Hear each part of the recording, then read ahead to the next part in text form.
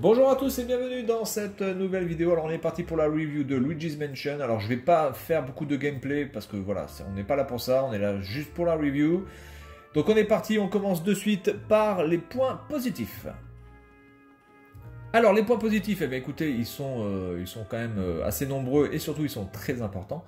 Puisque on va déjà commencer par le level design et la patte graphique de ce jeu qui est vraiment propre à Luigi's Mansion. Donc c'est clair et net que quand on voit ce type de jeu à l'écran, même sans Luigi sur l'écran, on sait qu'on a affaire à un jeu Luigi's Mansion. Donc ça c'est plutôt réussi de la part de Nintendo qui ont réussi quand même à faire un jeu Luigi. En tout cas, une série de jeux Luigi qui a sa propre patte graphique, qui a son propre style et qui ne peut pas être confondu avec un jeu Mario. Voilà, moi, toutes les fois où j'ai joué, toutes les heures où j'ai joué à ce jeu, eh bien, je peux vous dire que je n'ai jamais pensé à Mario, ne serait-ce qu'une seule fois, si ce n'est évidemment parce qu'il faut aller le libérer, mais jamais parce que on parle de gameplay Mario ou parce qu'on parle de level design Mario. Donc ça c'est vraiment un très bon coup de force de la part de Nintendo qui a quand même réussi à faire de Luigi une vraie saga de jeux vidéo, ce qui n'était pas forcément gagné parce qu'évidemment Luigi est toujours un petit peu plus ou moins affilié à Mario et c'est quand même compliqué évidemment de pouvoir les dissocier, mais là eux ils ont réussi. Donc là bravo encore une fois Nintendo, vous avez réussi à faire un jeu Luigi qui ne parle que de Luigi, dans lequel on ne pense qu'à Luigi. Donc voilà, donc ça c'est vraiment une très bonne chose. Ensuite, l'OST qui fait aussi partie de cette ambiance. L'OST qui est propre à Luigi's Mansion, et c'est pareil, et généralement elle est assez réussie. Bon, elle est un peu redondante dans les trucs un petit peu... Voilà, c'est un petit peu le même style à chaque fois, mais bon, ça se renouvelle. Et puis voilà, donc ça c'est aussi un très bon point, l'OST qui est marquante, et voilà, on sait qu'on a affaire à du Luigi's Mansion. Ensuite, autre point. Alors, un point qui est vraiment très bon dans le jeu, c'est les boss. Les boss de niveau. J'ai été quand même assez impressionné. Alors, j'étais peut-être impressionné surtout parce que j'étais tellement déçu des boss, notamment dans Mario Wii, Mario Wii U, Yoshi Craft World, etc.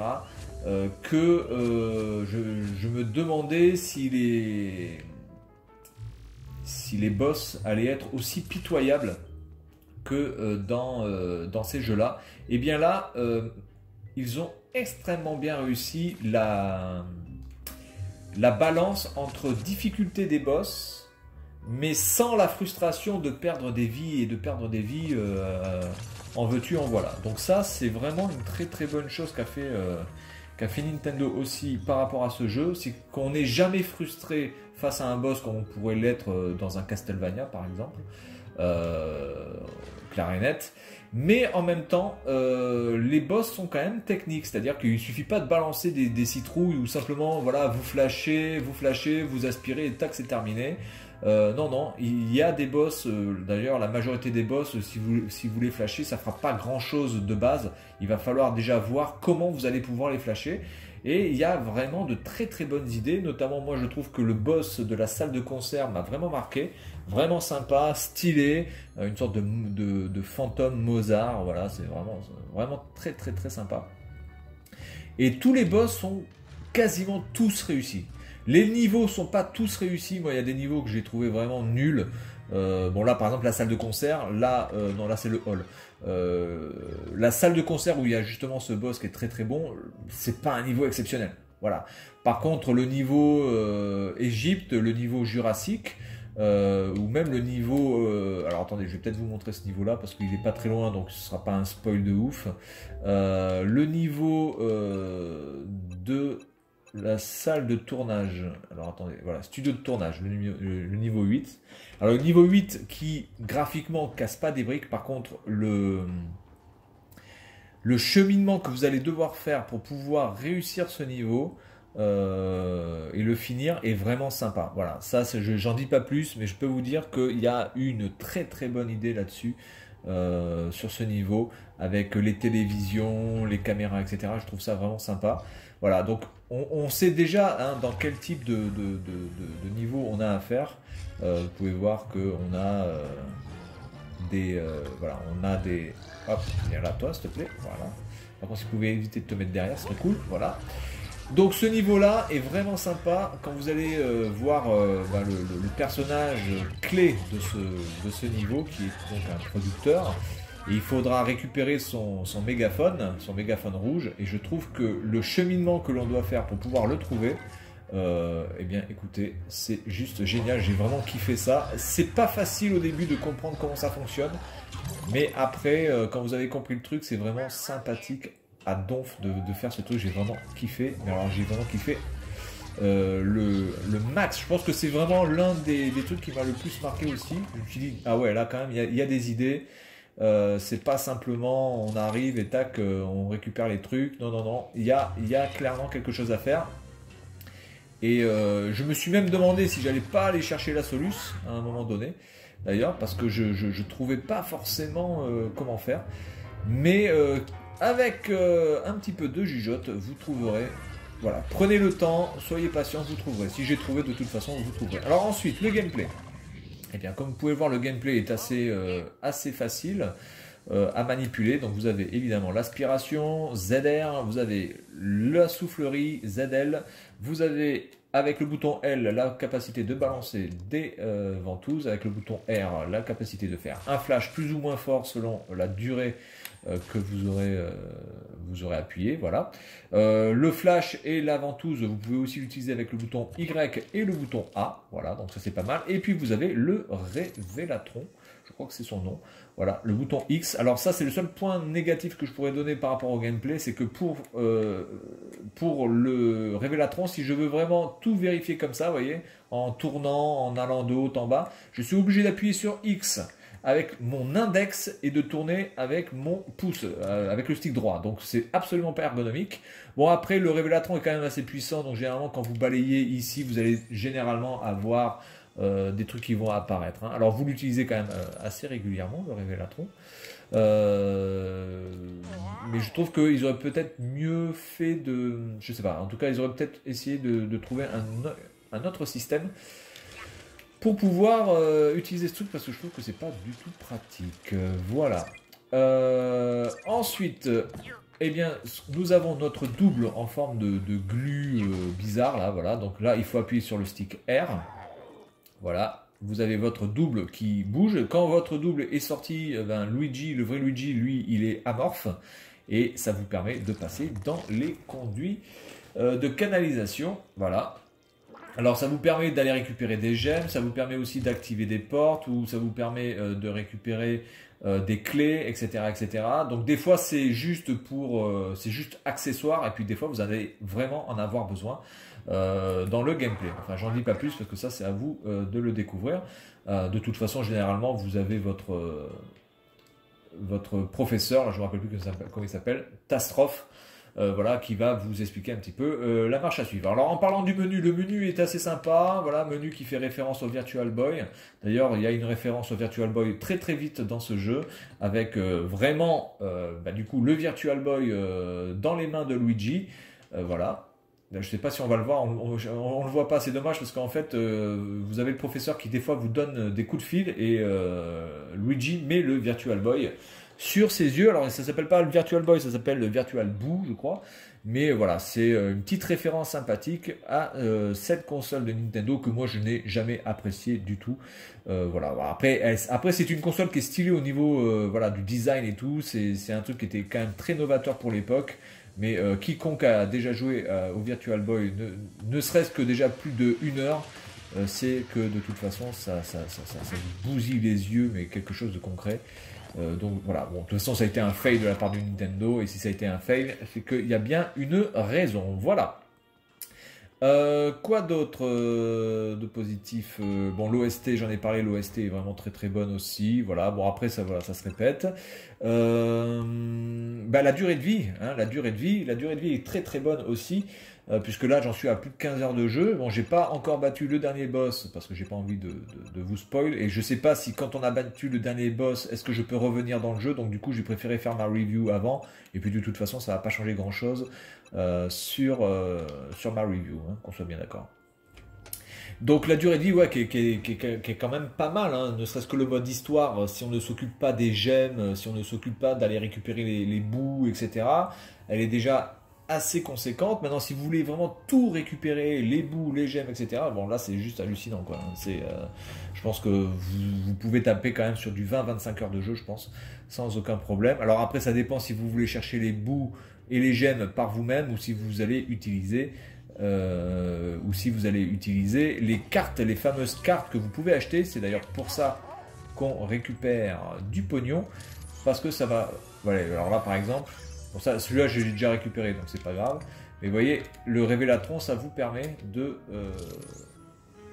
faire sortir les trucs des tableaux, par exemple. Ça va être très pratique aussi pour récupérer... alors, attendez, parce que là j'ai... Hop. J'ai la manette qui vibre, enfin moi je vais pas m'en occuper, je vais tracer, voilà. Voilà, il n'y a pas de... ça rame pas. Bon, en même temps, ramer sur un jeu aussi... alors, je vais pas dire basique graphiquement, parce que c'est quand même un très bon jeu, hein. Graphiquement, il est quand même pas mal. Donc du coup... mais c'est pas non plus, voilà, hein, c'est pas God of War, c'est pas Uncharted... c'est pas Anthem, hein, mais voilà, ça rame pas, c'est plutôt fluide, ça se manie bien. Donc à ce niveau-là, il n'y a rien à dire. La difficulté, bon écoutez, la difficulté reste assez modérée. Pour moi, je pense que c'est pas une très très grande difficulté, c'est tout à fait gérable par n'importe qui.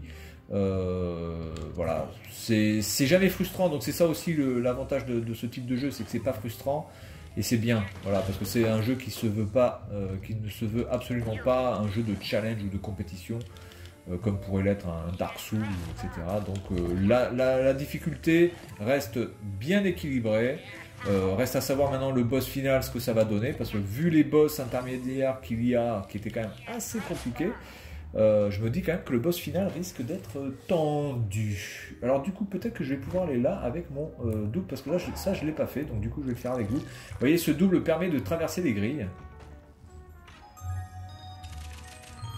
Voilà, et donc là, on récupère du pognon. Bah, du coup, je vais récupérer une gemme. Je vais récupérer une gemme si je peux récupérer la gemme. Alors attendez, pour récupérer la gemme, j'imagine qu'il faut que je fasse ça. En tout cas, c'est un jeu dans lequel il faut réfléchir. Merci de viser droit, s'il te plaît. Voilà. Bon, après, c'est assez permissif, hein. Vous voyez là que j'ai quand même assez chié mon... mon tir, et pourtant j'ai quand même réussi à pouvoir atteindre ce truc là. Alors hop, ça, est-ce que ça on peut le flasher ou pas? Ça, je pense que ça sert à rien. Attendez, est-ce qu'on peut passer par là? Parce qu'on peut aussi aller dans les canalisations en bas. Donc ce double est vraiment sympathique, hein. Il y a vraiment pas mal de trucs à faire. Il faut vraiment avoir l'œil, regardez très très bien comment vous pouvez l'utiliser, parce que des fois vous avez des Ah, attendez, est-ce que je peux faire un truc là? Est-ce que ça, je peux le bouger? Non, ça apparemment, je peux pas. Bien, voilà, alors maintenant, on va passer sur les points négatifs. Alors, les points négatifs, premièrement, moi, le truc qui me gonfle vraiment, c'est les micro cutscenes qui arrivent qui arrivent à répétition, quoi, hein. C'est-à-dire, vous récupérez une clé, c'est toujours le même truc, c'est-à-dire qu'il va faire toujours le même geste. À chaque fois, il fait le même geste. Quand vous récupérez un bouton, il fait le même geste. Quand il va mettre le bouton dans l'ascenseur, il fait le même geste. Ça prend du temps, c'est vraiment casse-couille. Voilà, ça va bien une fois ou deux, mais au bout de 15 fois, voilà, stop, quoi. À un moment donné, il faut juste, faut juste arrêter. C'est trop, voilà, c'est trop des micro cutscenes qui, je pense, servent avant tout à cacher le chargement. Les temps de chargement, comme par exemple les temps de chargement pour l'ascenseur. Par exemple, vous êtes au 3e étage, vous allez au 2e étage, vous avez un temps de chargement de ouf, alors qu'il n'y a qu'un étage de différence. Vous voyez ce que je veux dire? C'est complètement bidon. Des fois, quand vous allez faire 5 étages, vous allez mettre moins de temps que si vous en, que si vous en faites un, quoi. Donc pour moi, voilà, c'est un petit peu... attendez, où c'est que je peux aller? Hop. D'accord, donc là, on peut récupérer du pognon. Très bien.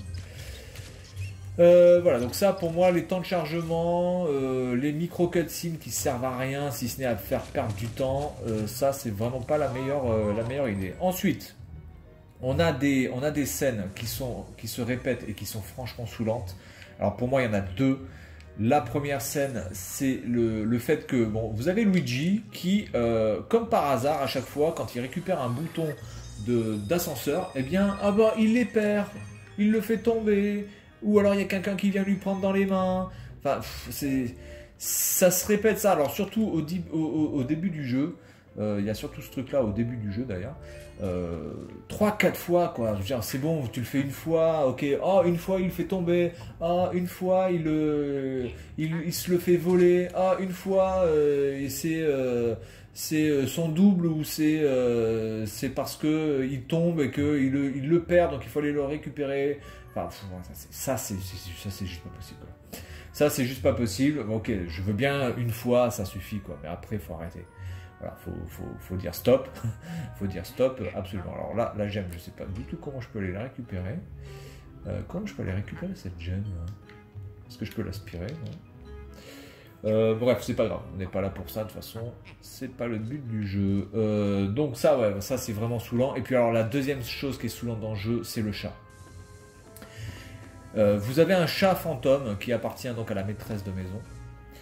Et ce chat fantôme, vers le milieu du jeu et vers la fin du jeu, va vous casser les couilles. Parce qu'il a piqué un bouton d'ascenseur, donc évidemment... le chat se balade au gré des niveaux, donc vous êtes obligé de revenir dans les niveaux d'avant, vous êtes obligé de reprendre l'ascenseur, de le rechercher, et puis vous allez l'affronter, et puis vous allez le battre, mais en fait le chat il est pas mort, il va se rebarrer dans un autre niveau. Enfin ça c'est pas possible. Alors déjà une fois c'est saoulant, mais là dans le jeu c'est 2 fois. C'est 2 fois, donc non, voilà, ça c'est juste pas possible. Ça, c'est une facilité voilà, c'est une facilité au niveau pour les développeurs de faire gagner du temps au niveau de la durée de vie, etc. Mais ça n'a strictement aucun intérêt. C'est relou, ça donne pas envie de continuer. Voilà, la seule chose qui nous tarde, c'est de récupérer ce chat. Voilà, vous voyez ce que je veux dire, c'est qu'on a absolument aucune voilà, c'est pas marrant quoi, c'est pas du tout marrant et c'est dommage d'être parti dans la facilité comme ça par rapport à ce jeu, d'avoir fait ça. Bon, après,